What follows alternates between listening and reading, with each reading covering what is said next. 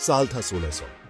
कुछ English merchants जो east में व्यापार करना चाहते थे, इंडिया के तट पर पहुंचे। वे व्यापार के नए अवसरों की तलाश में थे। उन्होंने ईस्ट इंडिया कंपनी बनाई, जो एक व्यापारिक संगठन था। उनका शुरुआती गोल सिंपल था, ट्रेड। वे व्यापार के माध्यम से लाभ कमाना चाहते थे। कंपनी को स्पाइसेस, टेक्सटाइल्स और अन्य मूल्यवान वस्तुएं चाहिए थी, जो इंडिया में प्रचुर मात्रा में मिलती थी। इन वस्तुओं की यूरोप में बहुत मांग थी। उन्होंने 1612 में सूरत में अपनी पहली ट्रेडिंग पोस्ट एस्टैब्लिश की। यह एक महत्वपूर्ण कदम था। यहीं से इंडिया के साथ उनके लॉन्ग और कॉम्प्लेक्स रिलेशनशिप की शुरुआत हुई। यह संबंध व्यापार से कहीं अधिक था। समय के साथ कंपनी की महत्वाकांक्षाएं बढ़ीं। वे केवल व्यापार तक सीमित नहीं रहे। उन्होंने इंडिया के अंदर पॉलिटिकल फ्रैगमेंटेशन का फायदा उठाया। यह उनके लिए एक अवसर था। उन्होंने लोकल रूलर्स के बीच राइवलरी को अपने फायदे के लिए यूज किया।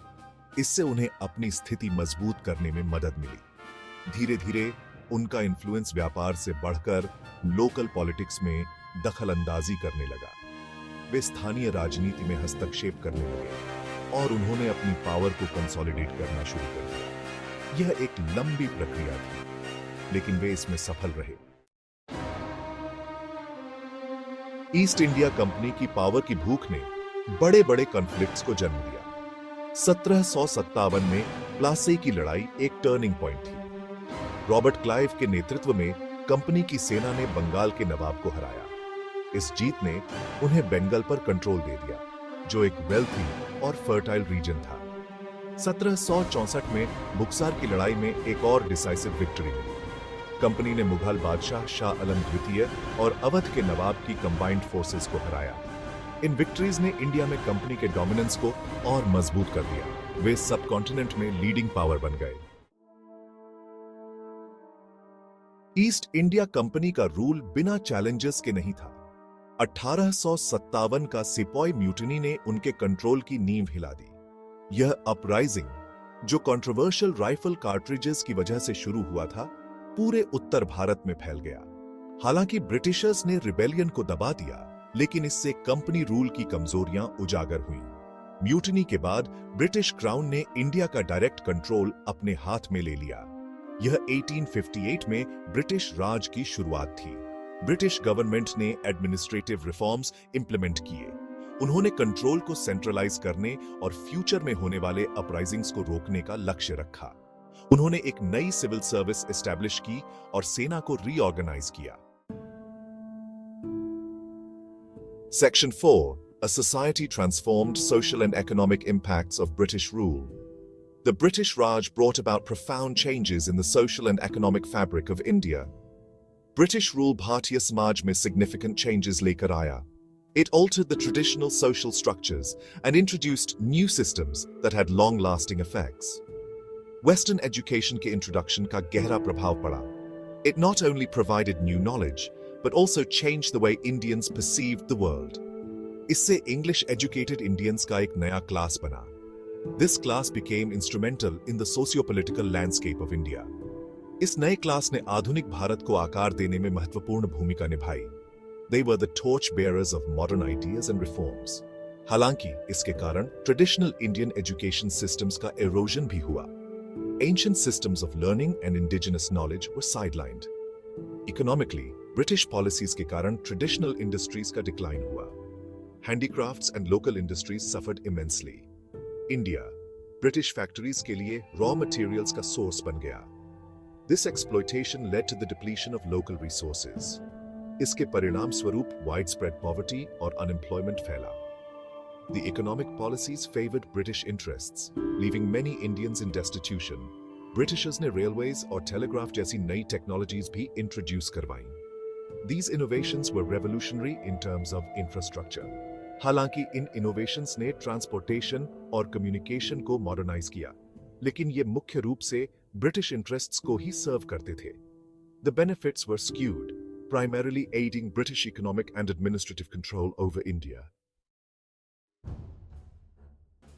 Section 5, Seeds of Dissent, Uprisings, Movements and the Rise of Nationalism. British rule के सोशल और इकोनॉमिक इनजस्टिसेस ने इंडियंस के बीच असंतोष को हवा दी. 20वीं सदी के शुरुआती वर्षों में नेशनलिस्ट सेंटिमेंट में तेजी देखने को मिली। 1905 में बंगाल का पार्टीशन, जो नेशनलिस्ट मूवमेंट को कमजोर करने के लिए किया गया था, बैकफायर कर गया। इसने रेजिस्टेंस की आग में घी का काम किया। 1885 में स्थापित Indian national Congress self rule की मांग के लिए लीडिंग प्लेटफॉर्म के रूप में इमर्ज्ड हुआ। गोपाल कृष्णा गोखले जैसे नेताओं ने एग्जिस्टिंग सिस्टम के अंदर रिफॉर्म की वकालत की। दूसरों जैसे बाल गंगाधर तिलक ने कंप्लीट इंडिपेंडेंस का आह्वान किया।